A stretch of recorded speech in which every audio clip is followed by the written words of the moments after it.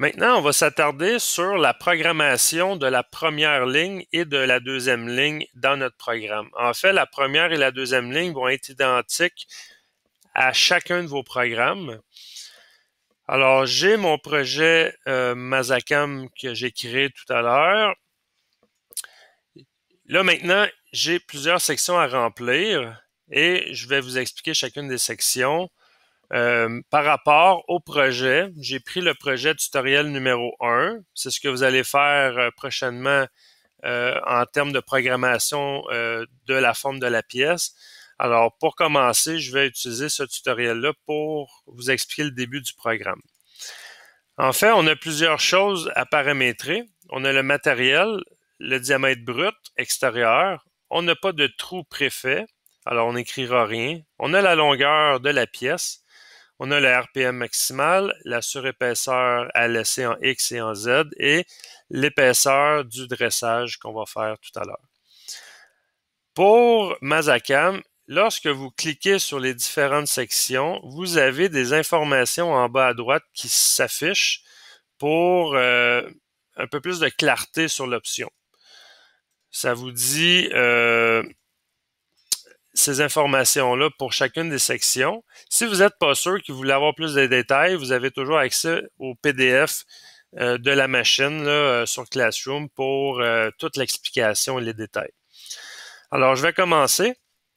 J'ai mon projet ici. J'ai mon programme Mazzacam. Première section, matériel. Alors, ici, on a, dans le cartouche, c'est écrit aluminium. Alors, je vais choisir aluminium ici. On a plusieurs choix en bas.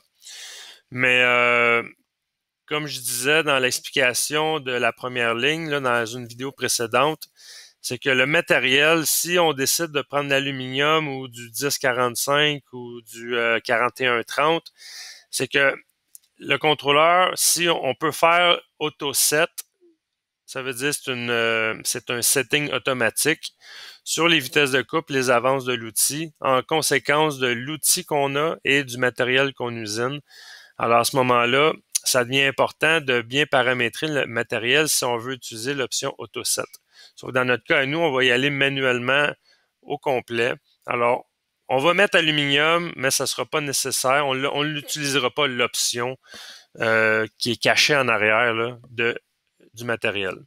Alors, on sait que la pièce est en aluminium. Ça nous indique que c'est en aluminium.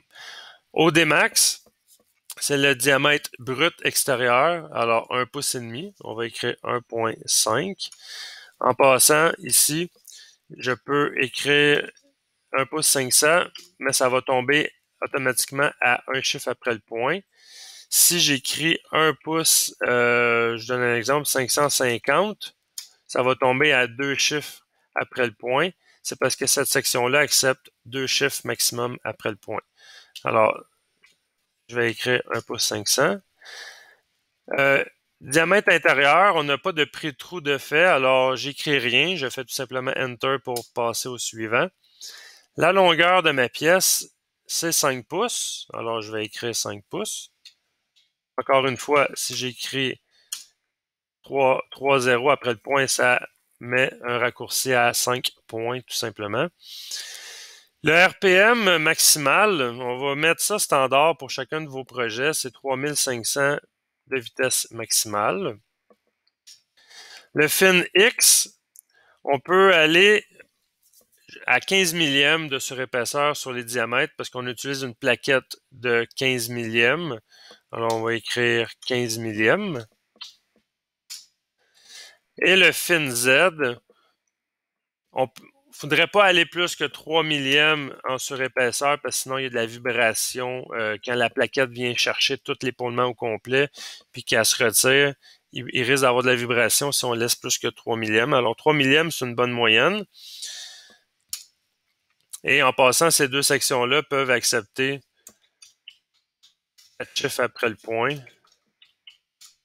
Mais dans notre cas, à nous, on va tout simplement faire ça simple. 15 millièmes et 3 millièmes.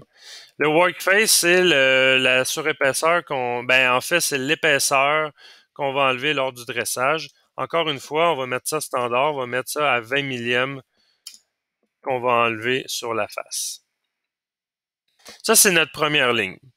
La deuxième ligne, il va falloir choisir le code M. On va activer le colon. Alors, ici, j'ai différentes options qui apparaissent en bas. Je vais tout simplement faire les flèches ici pour voir l'option M-code. M-code, c'est pour activer des codes M, là, des codes machine. Alors, je clique une fois sur code M et la ligne se transforme avec ces numéros-là. En fait, on peut activer 12 codes M, mais dans notre cas à nous, ça va être tout simplement M8, puis on fait Enter plusieurs fois pour changer de ligne, pour commencer notre programmation.